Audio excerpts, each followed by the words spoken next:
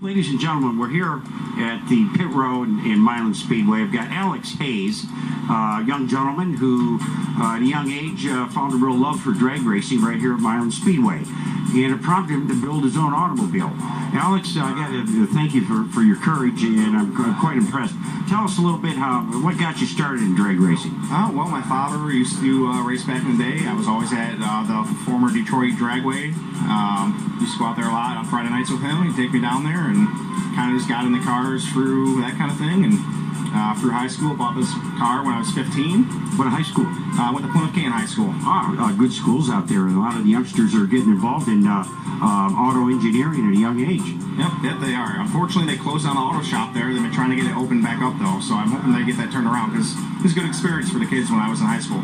Well, I understand your car's one of the fastest out here, and you might win that big prize, and you can help them out. Yeah, I would like to. Where you got that from? It's not a bad deal.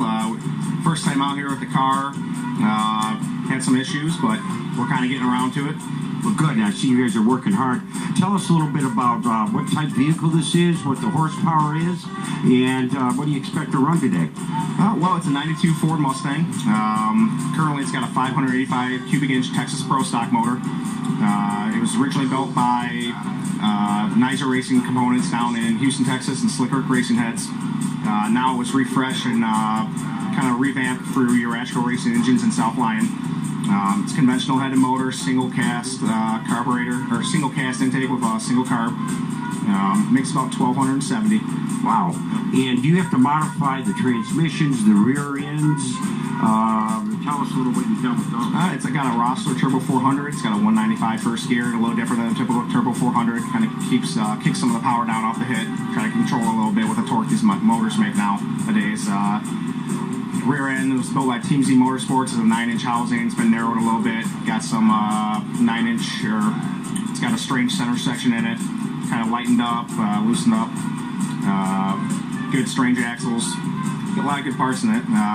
Good suspension set up by Team Z. Skinny Kid Race Cars did the chassis. Wow. And you really know your parts. Yep. And give us a little idea about what do you expect to run today? What's it feeling like?